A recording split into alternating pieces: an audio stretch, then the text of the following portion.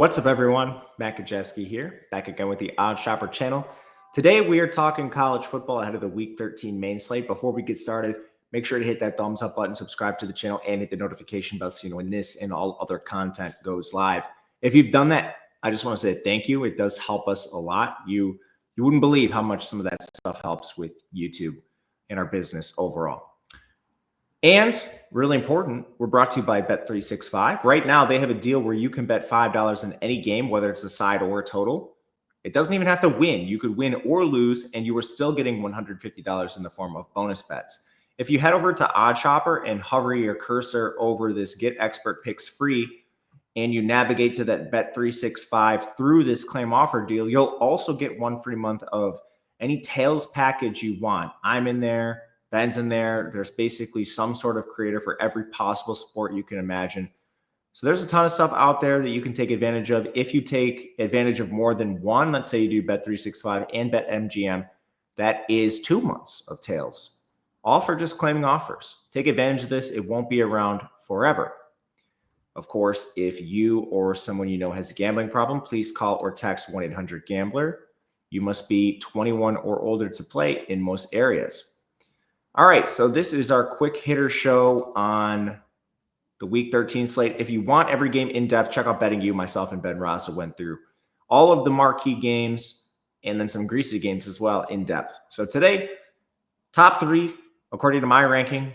So may or not agree with yours, but I think we can all agree Indiana-Ohio State is the most important game on this Week 13 slate. Currently sitting at about 13.5 points in favor of the Buckeyes.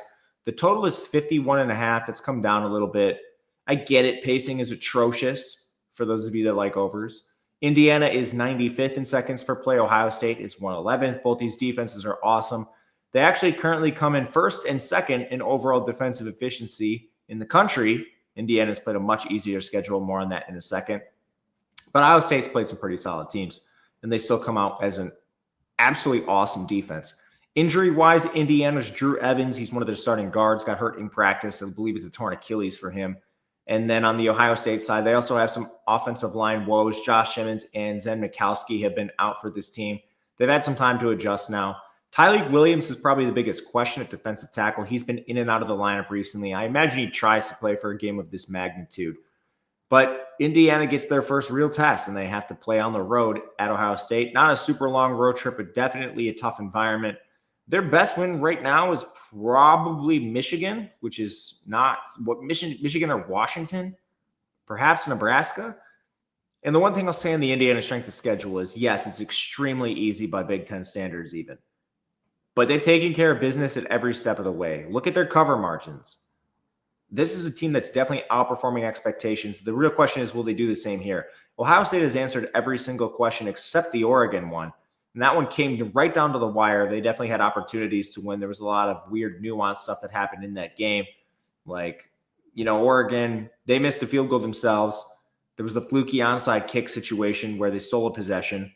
That Ohio State also had a fumble at the 28-yard line. So, it kind of went both ways in that game. I do think Ohio State is the much better roster overall. Their defense is extremely talented. It's loaded with all kinds of 4 and 5 stars, even outside of the Tyleik Williams, like Tumaloau on the edge. Their secondary is amazing. They haven't really allowed any production to quarterbacks all year. The only one who got them was Dylan Gabriel. Their run defense has been awesome as well. A lot of what they allowed has been in garbage time. Only blip on the radar was Jordan James at 5 yards per carry. You have Curtis Rourke, who's been very good himself, just against far easier defenses. 10.1 yards per attempt, 21 touchdowns, 4 interceptions, only 7 turnover-worthy plays. Good run game, good offensive line, slightly weakened by the Evans injury.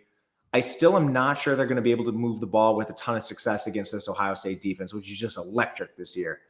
On the other side, Will Howard certainly has a better cast of skill position players. We're talking Judkins and Trevion Henderson.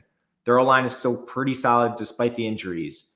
You're throwing to Jeremiah Smith, Emeka Egbuka, Carnell Tate, just like elite players. This is going to be the most this Indiana defense has been stretched out all season long. Honestly, my favorite play might just straight up be an under here. Ohio State playing as slow as they are. They've struggled to put teams away in similar situations. Northwestern played 31-7. Northwestern has an atrocious offense, so maybe that's a bad representation. But Penn State 20-13. Nebraska 21-17. A lot of these games are coming down to slow, low margin of victories, which very well could be the case here. So you're going to find some 51.5s out there. I think that one is fine. It would be the preferred number.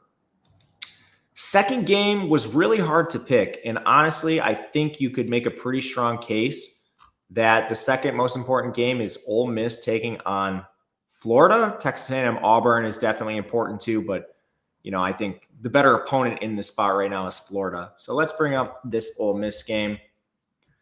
Currently sitting as 10-point favorites, and the total in the game is currently sitting at 55.5, so a reasonable total.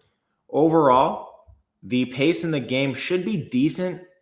Ole Miss is 9th. Florida is 92nd.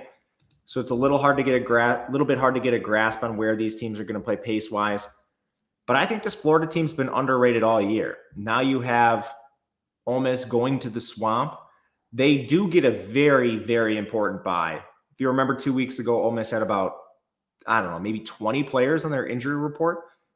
Henry Parrish is not coming back at running back, but maybe they'll get back Trey Harris at receiver. Julius Buelo at guard missed their last game. They've had a couple other offensive linemen out too. Jaden Williams, Caleb Warren. They had a million players on defense questionable. A lot of them played through it, but guys like J.J. Pegues and Jaden Kennedy did not play their full allotment of snaps. So maybe you see that return to something closer to the normal rate. It was a decently close game against Georgia. They still won 28-10, but you can't take your foot off the gas against Georgia. So I think they will be healthier.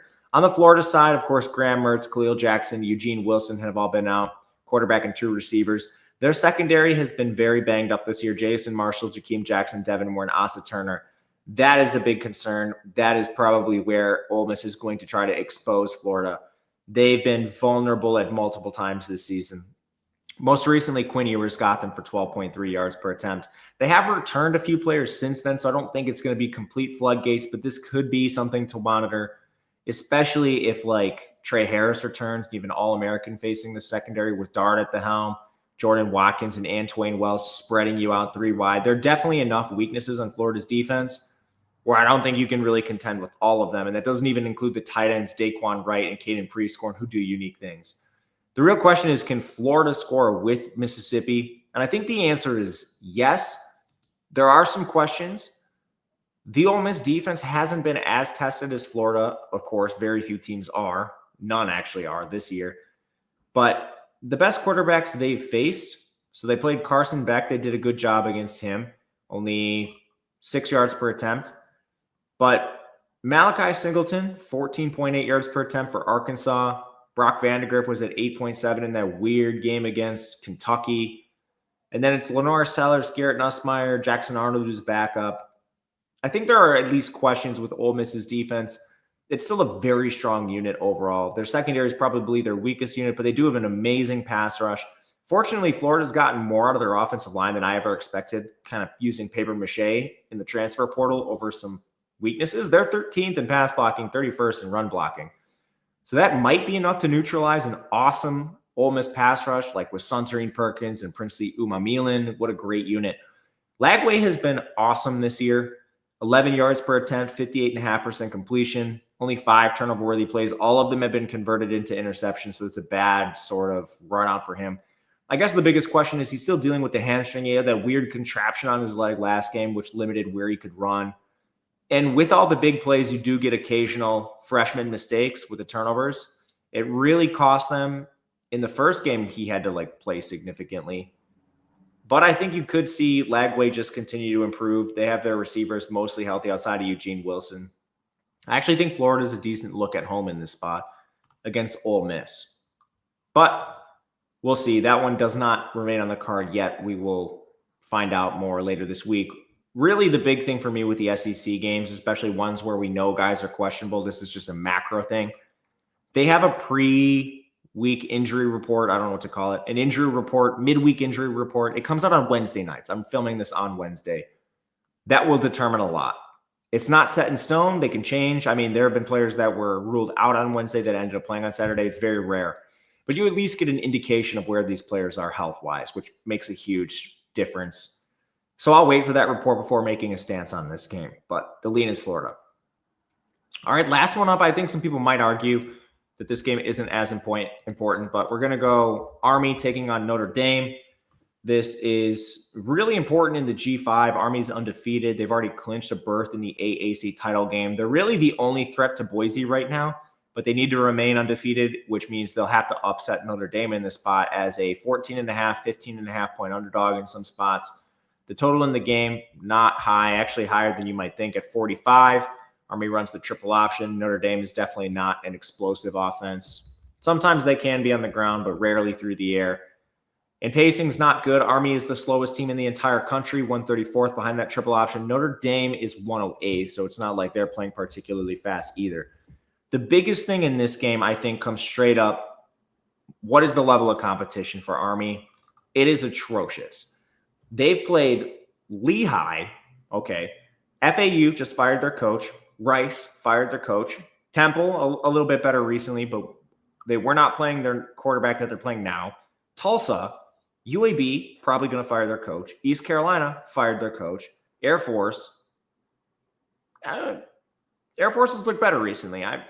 It's still not a good win, but I mean, it's better than some of the others. And North Texas, they just fired their DC.